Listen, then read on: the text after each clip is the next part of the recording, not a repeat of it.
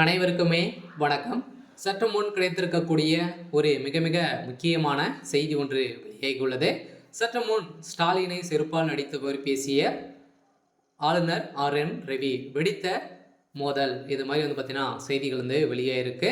So நேற்று நடந்த குடியரசு தினத்தை முன்னிட்டு பார்த்தீங்கன்னா ஆளுநர் ஆர்.என். ரவி அவர்களும் முதல்வர் ஸ்டாலின் அவர்களும் பார்த்தீங்கன்னா கொடியேற்றம் செஞ்சுருந்தாங்க.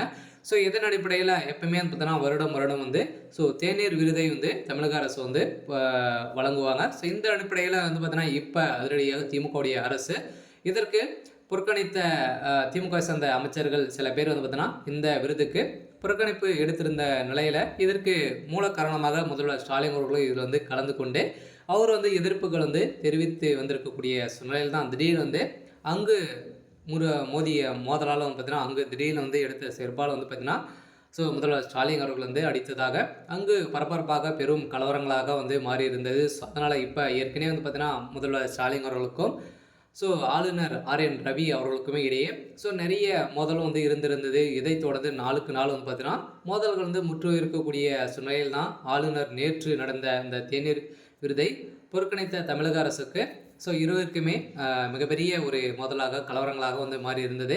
ஸோ இதன் அடிப்படையில் தான் பார்த்தீங்கன்னா குடியரசு தினத்தை முன்னிட்டு ஸோ தமிழக ஆளுநர் ஆர்.என்.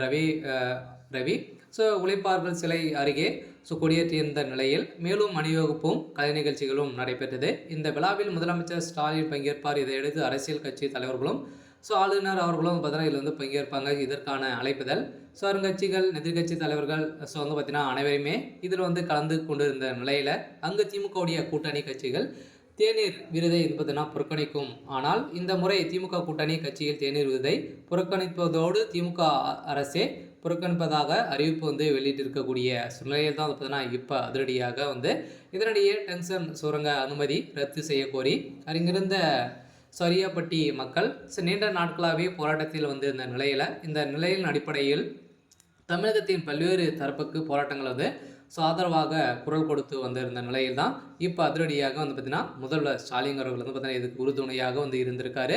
இதன் அடிப்படையில் தான் ஆளுநர் ஆர்.என். ரவி அவர்கள் அவர் பார்த்தீங்கன்னா செருப்பால் அடித்ததாக ஒரு செய்தி வெளியாகி இருக்கக்கூடிய நிலையில் ஏற்கனவே இந்த தமிழ் தாய் வாழ்த்தின் அடிப்படையில் சர்ச்சையாக பார்த்தீங்கன்னா பேசிய நிறைய அவமானப்படுத்தி பேசிய திமுக தலைவர் ஸோ முதல்வர் ஸ்டாலின் அவர்கள் பார்த்தீங்கன்னா இப்போ தகுந்த பதிலடியாக தான் ஆளுநர் ஆர்.என். ரவி அவர்கள் கொடுத்துருக்காரு.